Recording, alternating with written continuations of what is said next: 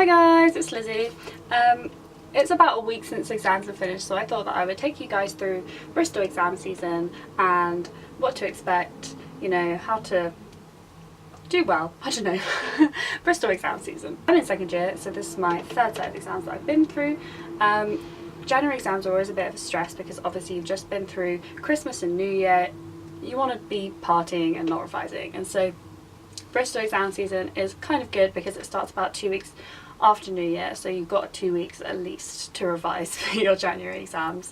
If you're expecting university exams to be a huge amount different from normal exams in school, then you're mistaken, because literally all of my exams this year were in a sports hall. You know, you're in an echoey sports hall, there's like however many people are in your year, you know everyone there, you're probably doing all the same test. Whereas in university, you're still in a sports hall, it's going to be cold, you can hear the rain banging on the roof just like any other sports hall, but the difference is you probably don't know a lot of the people who are sitting around you.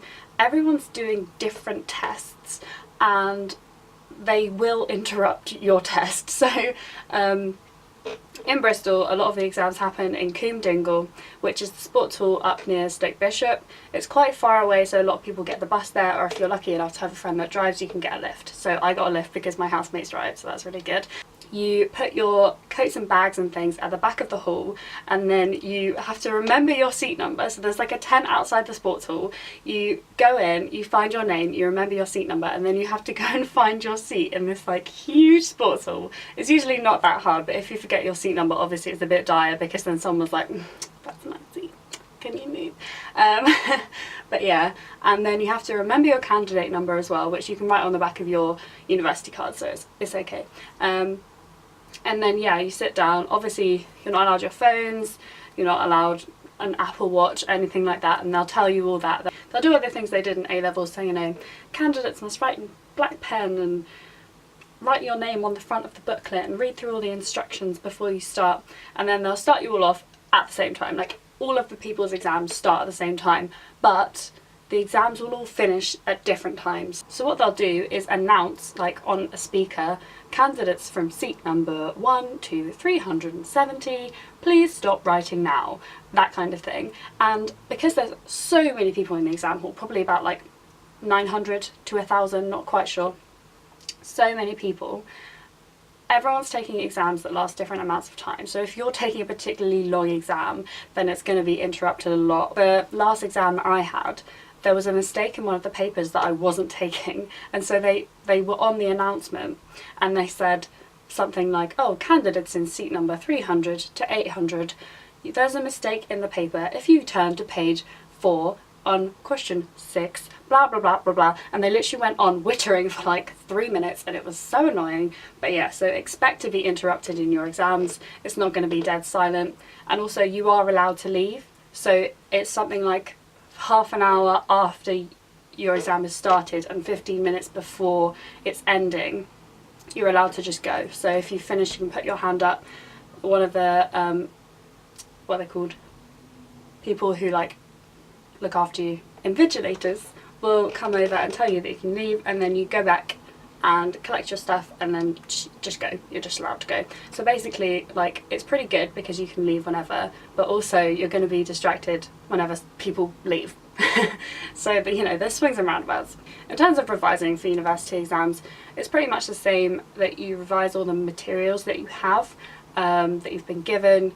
I guess it depends on what subject you're doing, but I do geography, so obviously we have lectures and then we have readings that we have to do. So I'll have notes from the readings that I've done, you go over that, and you can like go back over the lectures because they'll usually upload the slides.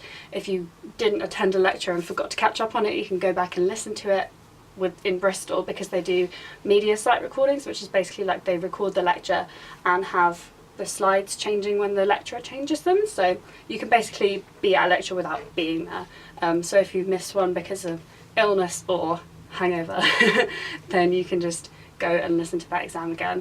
And that's especially useful in revision, because if you've taken really bad notes, then you can literally just watch the lecture again. My boyfriend has actually taken a university exam today, because he's applying for universities all over the shop, and he just had to take an entrance exam.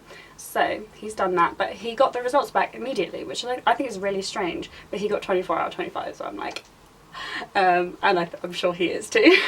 Yeah, my exams, I don't think they went like that well. I don't think I've failed any of them, but I don't think I've done very well. I think part of it's due to the amount of reading that I did last term, which was minimal compared to the amount of reading that I should have done.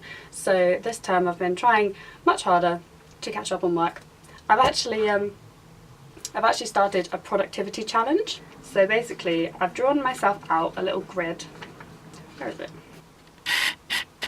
So I've drawn myself out this grid, and you can see at the bottom there's tasks that I'm meant to do, and every time that I complete a task then I can colour in a box of that colour, and then when I have done a whole like way round, then I get a reward. So basically my first reward is going to be a running armband because I don't have one. So yeah guys, I think that's basically it. I hope this video was reasonably snappy.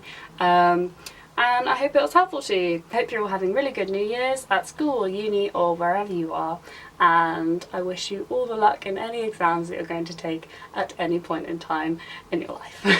I love you all, goodbye!